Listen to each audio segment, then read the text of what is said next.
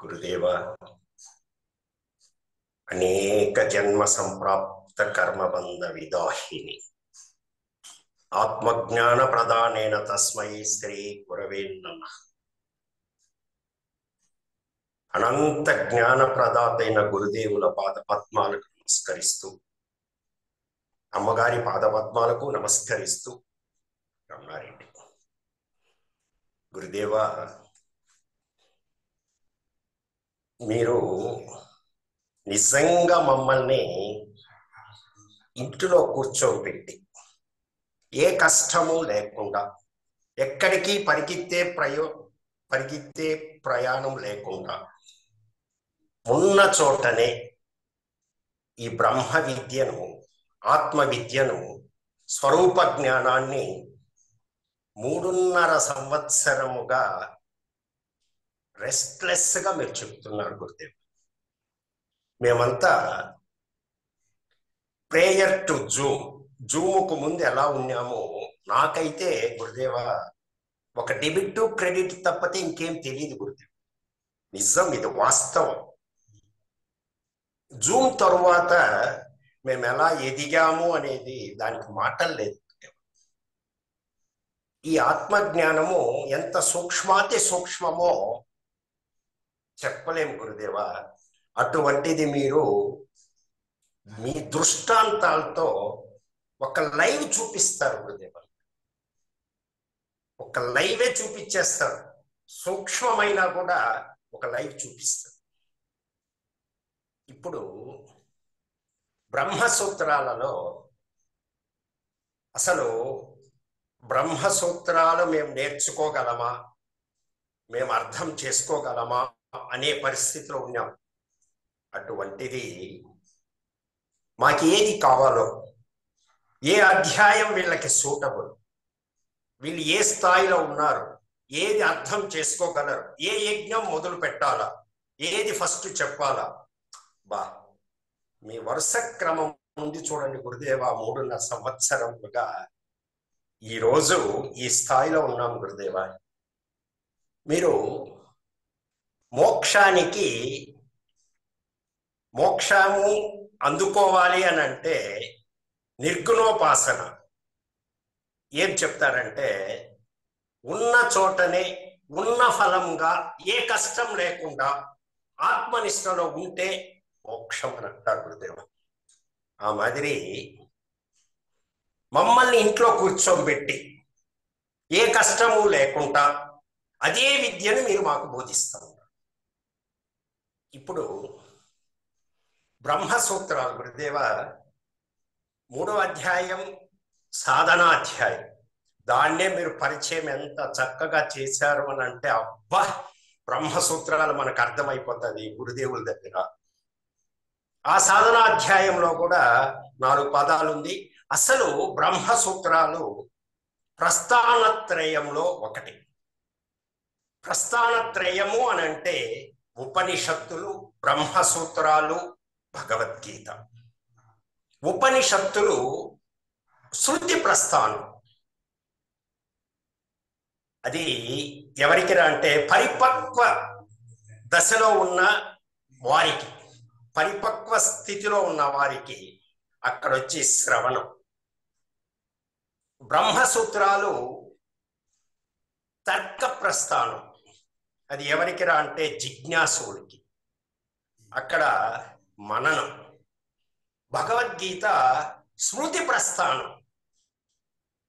అది ఎవరికి అంటే సామాన్యులకి, నిధిధ్యాస అనేది పరిచయంలోనే మాకు నేర్పించేస్తాడు.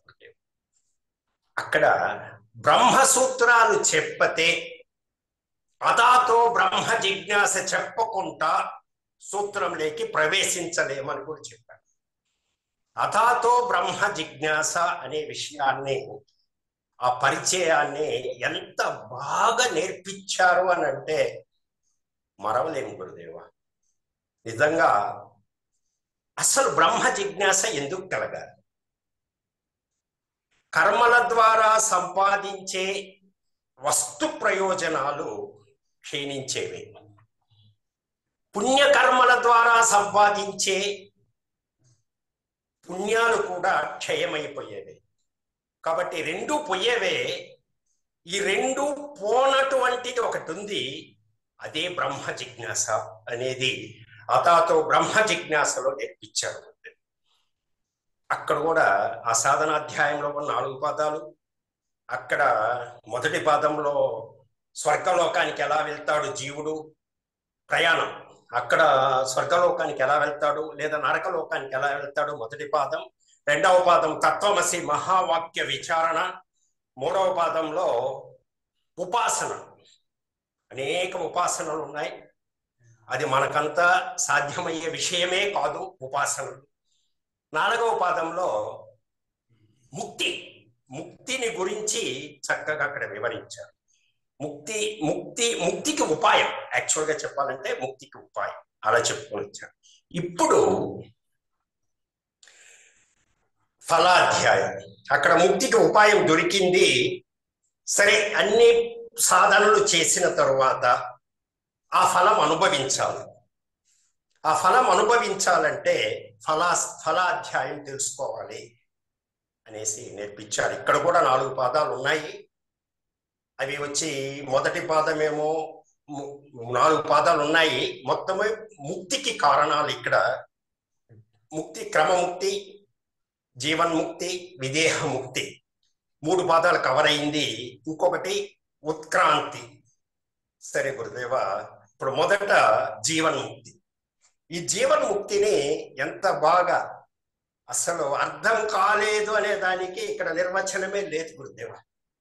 మీరు చెప్పతే సందేహం వచ్చేదానికి కొంచెం ఆవగించంత కూడా చోట్లేదు గురుదేవ, అలా నేర్పిస్తారు. సరే, మీరు ఒక 2 మాటలు గురుదేవ అందరు చెప్పారు, నేను కూడా గ్రహించింది ఒక 2 మాటలు చెప్పాలనేసి ముందుకు వచ్చాను. జీవన్ముక్తి, శ్రవణ మననాదులు ఆవృత్తిగా చెయ్యాలి. నిధిధ్యాస అద్వైత భావనతో చెయ్యాలి. ఏం చెప్పారు గురుదేవ? ఇప్పుడు శ్రవణ మననాదులు అని చెప్పారు గురుదేవ.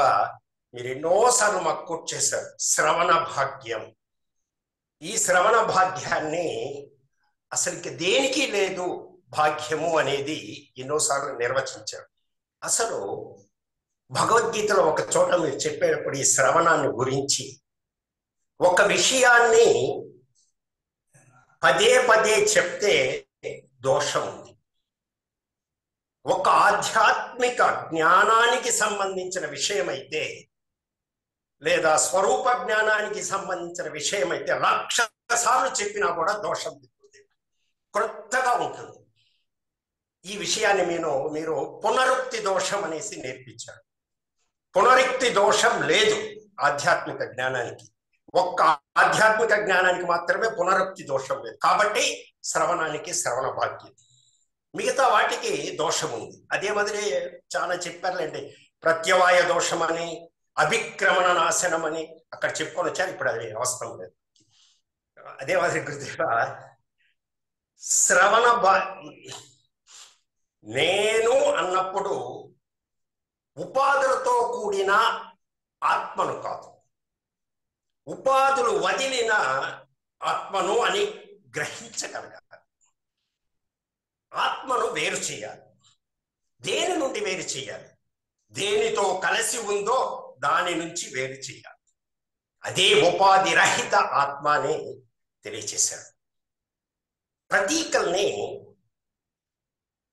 ప్రతీకల్ని పరమాత్మకు ప్రతినిధిగా భావించి ధ్యానించాలని చెప్పారు.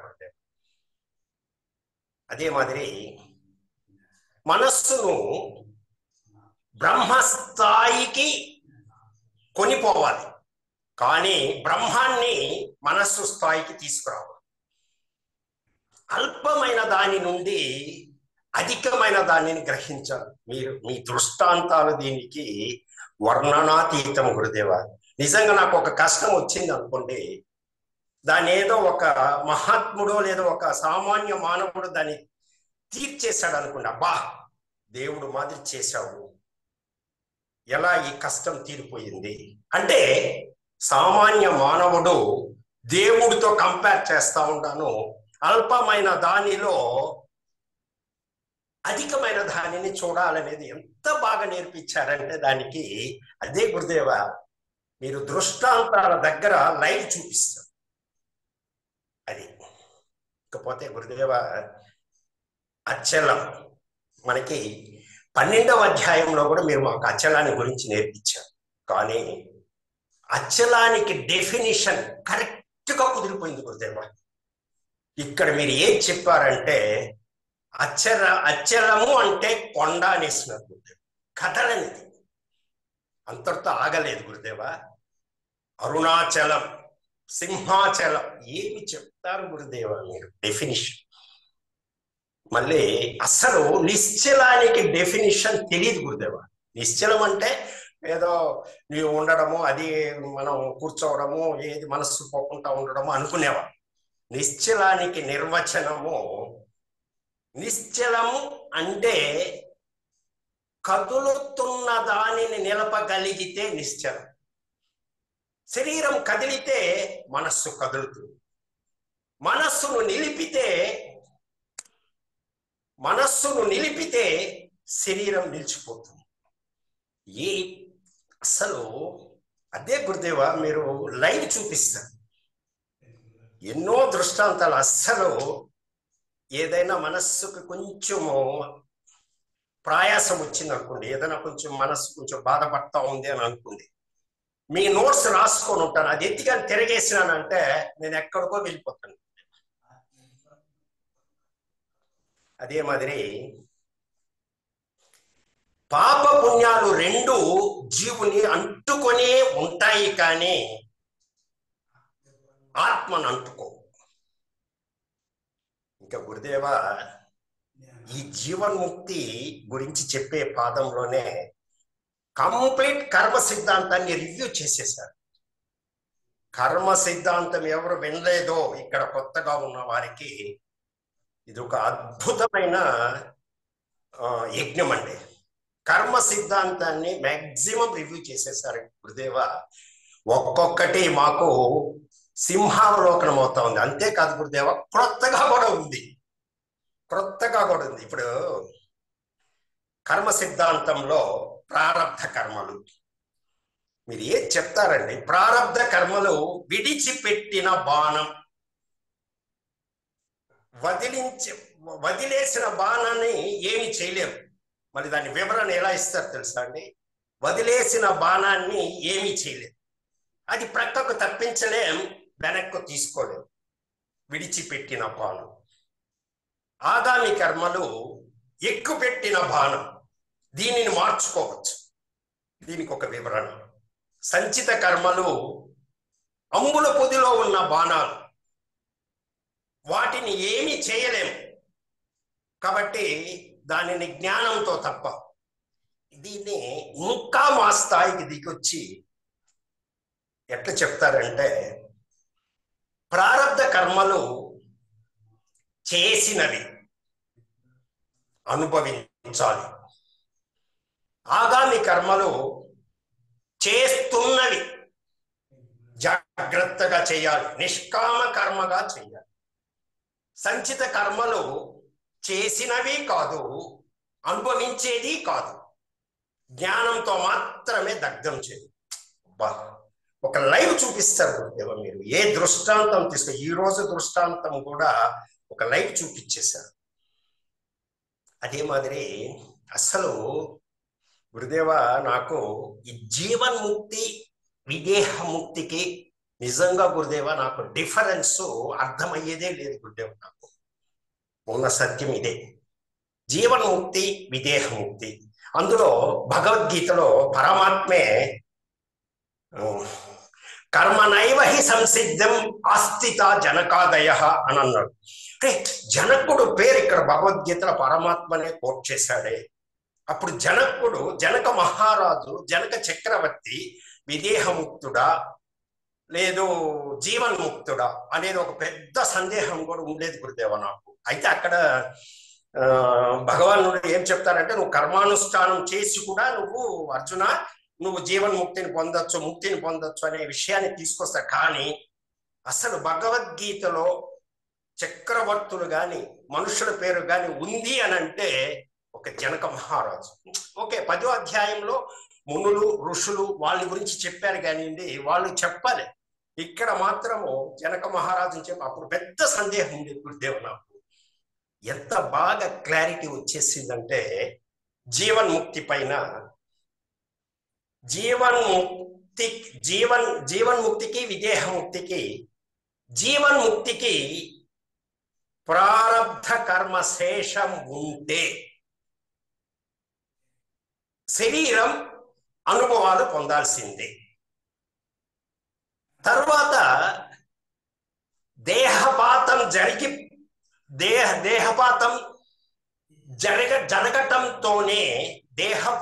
జరగటంతోనే అతడు ముక్తుడు.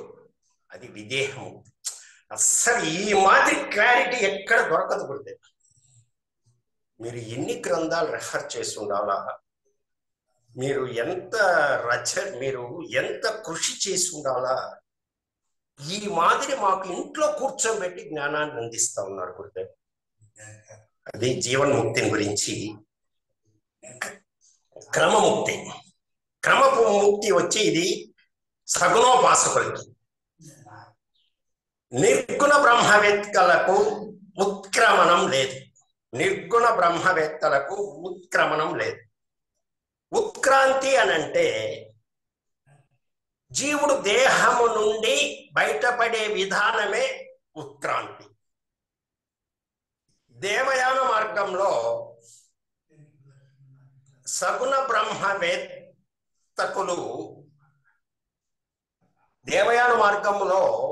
బ్రహ్మవేత్తలకు పితృయాన మార్గంలో వెళ్ళే యాగాది క్రతువులు చేసిన పుణ్యాత్ములకైనా పాపాత్ములకైనా, అజ్ఞానులు సామాన్యులు పాపాత్ములకైన ప్రయాణం ఆరంభించేంత వరకు ఈ ఉత్క్రాంతి ఒకే విధంగా ఉంటుంది. ఎవరికైనా సరే ఒక్క నిర్గుణ బ్రహ్మవేత్తకు మాత్రమే ఉత్క్రమణం లేదు అని మాకు బ్రహ్మసూత్రాల ద్వారా బాగా నేర్పించారు. వాక్కు మనస్సు ప్రాణంలో, ప్రాణం తేజస్సులో, తేజస్సు జీవాత్మలో అంటే హృదయంలో లయమవుతుంది. వాగాది ఇంద్రియాలు ఉపసంహరించడం, జీవుడు హృదయ స్థానాన్ని ప్రవేశించటం, హృదయంలో ప్రకాశించటం, జ్వలనం. ఇంతవరకు జ్ఞానికి అజ్ఞానికి సమానమే, దీంట్లో ఏం డిఫరెన్స్ లేదు. దేవయాన మార్గం పితృయాన మార్గంలో శరీరము నుండి బయటకు వచ్చిన తరువాత జీవుడు ప్రయాణించటానికి ఆధారం సూర్యకిరణాలే. ఈ సూర్యకిరణాలు ఇరువురికి సమానం. దీంట్లో కూడా ఏమాత్రము డిఫరెన్స్ లేదు. స్థూల శరీరానికి దెబ్బ తగిలితే సూక్ష్మ శరీరానికి తెలియదు. ఈ దృష్టాంతం మాత్రం బాగుంది గురుదేవా. స్థూల శరీరానికి దెబ్బ తగిలితే సూక్ష్మ శరీరానికి తగలదు అనే విషయమై, అది సూక్ష్మాతి సూక్ష్మం కనుక అది తెలియదు కాబట్టి. అయితే స్థూల దేహంలో సూక్ష్మ శరీరము ఉందా అని సందేహం వస్తే శరీరమును తాకినప్పుడు ఉష్ణం, వేడి ఉంటుంది. ఆ వేడి సూక్ష్మం అనేది, వేడి తగులుతుంది, అదే నిర్ధారణ అనేది చాలా చక్కగా వివరించాడు గురుదేవ. అది నిర్గుణ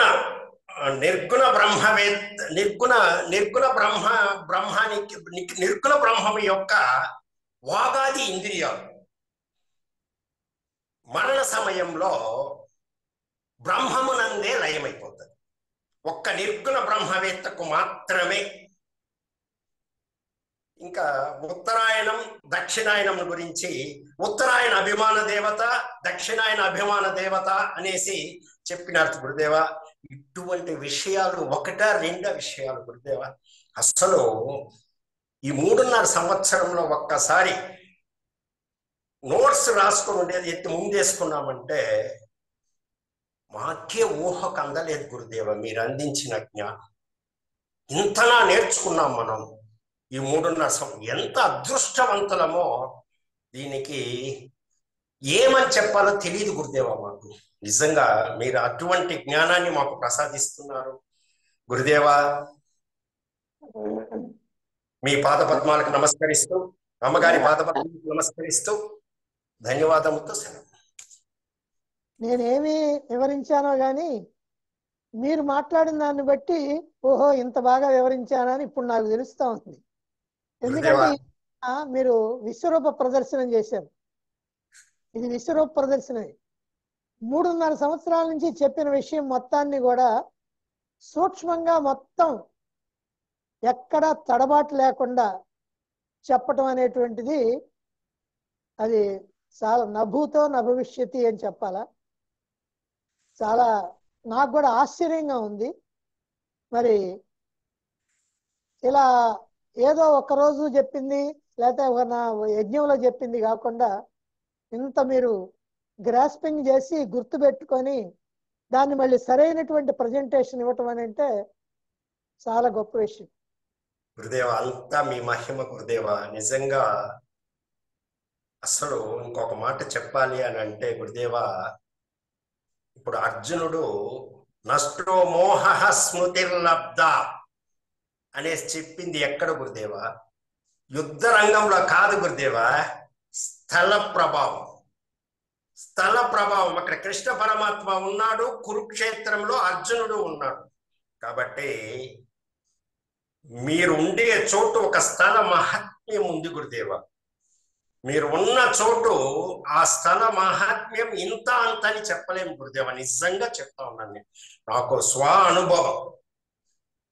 కాబట్టి మాకు కురుక్షేత్రము అని అంటే మాకు కురుక్షేత్రము అని అంటే 5 విషయాలు, 5 జ్ఞానేంద్రియాలు మనస్సే గురుదేవ. రోజు ప్రతి నిమిషం జరుగుతూ ఉంటుంది. దాన్ని పోగొట్టుకోవాలి అని అంటే చిలకలూరుపేట క్షేత్రానికి రావాల్సింది.